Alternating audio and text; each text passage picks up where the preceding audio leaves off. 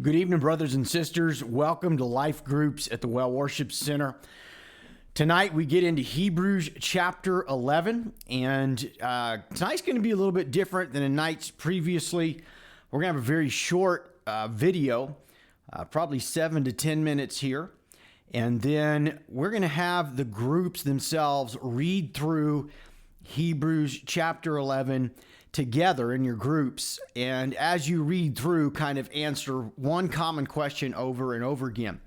So before giving you some instructions on what that's going to look like and what the question is, tonight is a turning point in the book of Hebrews where the author has spent 10 chapters building this ginormous argument of how superior the New Testament way, the New Covenant way is to the Old.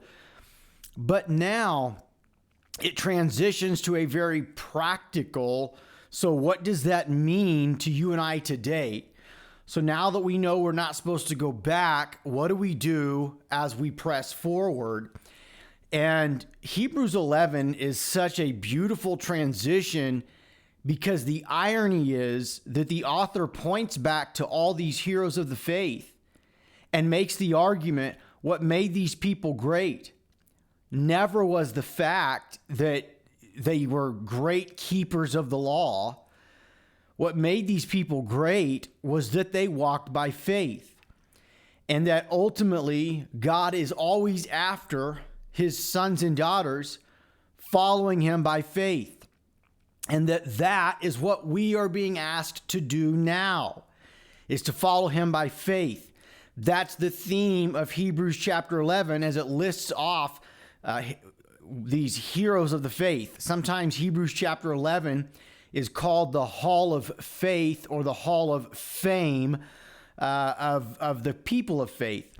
And so let's get into Hebrews chapter 11. I'm only going to read a couple of verses because you guys are going to be reading through the whole chapter together.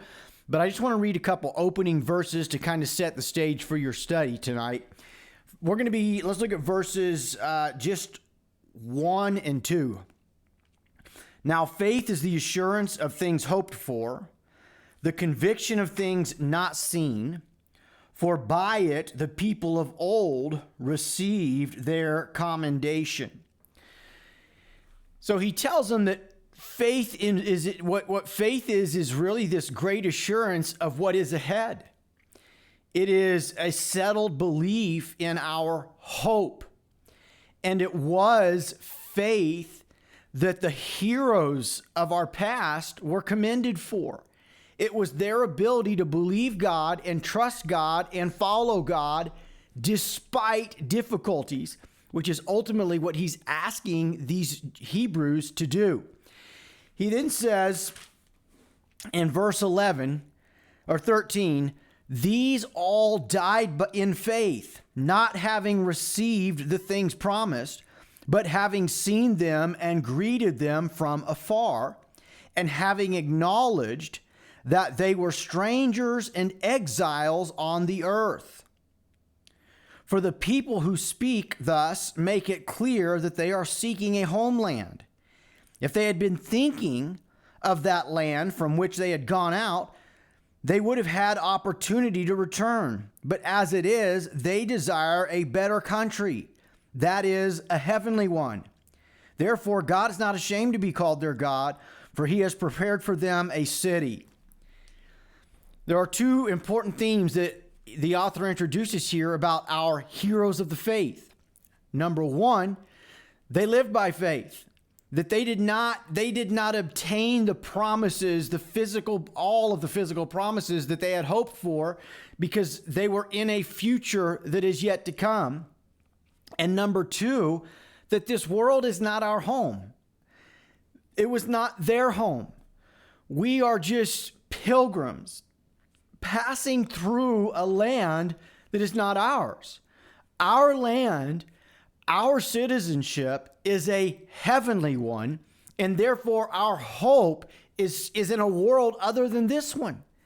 Now, if that's the case, everything that we do means that we are living by faith. We are living for something, a hope that we have not secured just yet.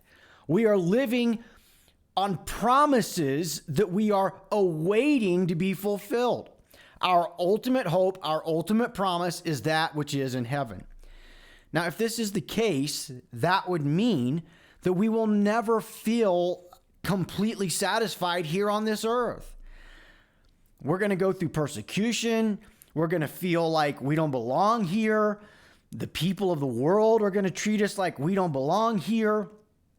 And so, the admonition to these Hebrew Christians was that, stop looking back and have a realistic perspective on life, brothers and sisters. This world is not going to be favorable to us. We don't really belong to it. And even our forefathers, our heroes of old, they lived with a future focus awaiting the promises of God to be fulfilled.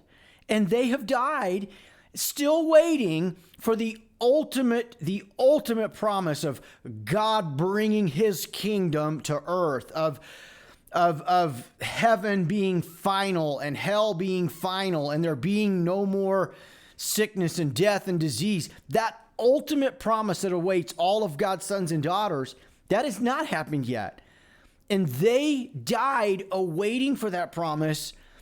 And the admonition to us is, if they lived for it, if they died waiting for it, how much more should we press forward and be waiting on the promises of God to be fulfilled?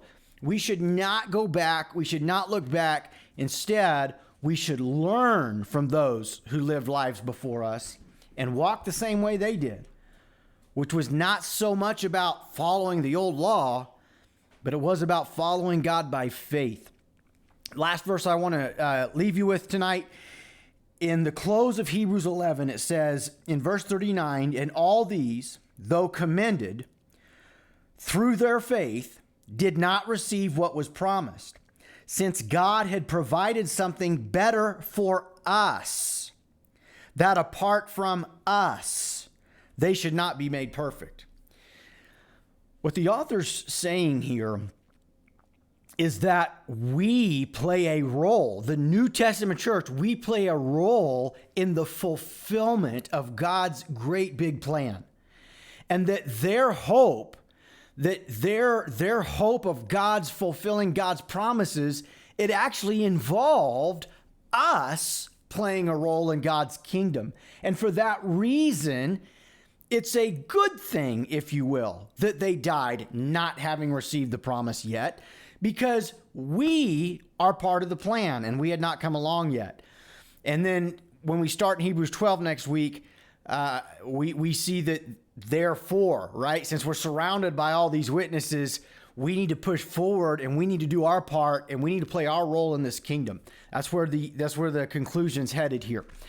What I want you guys to do tonight is take some time to read through Hebrews chapter 11. The whole thing is about this incredible truth that all of the great heroes of old, what made them great was that they were faced with similar situations that we are, where they didn't understand exactly why God was telling them what to do.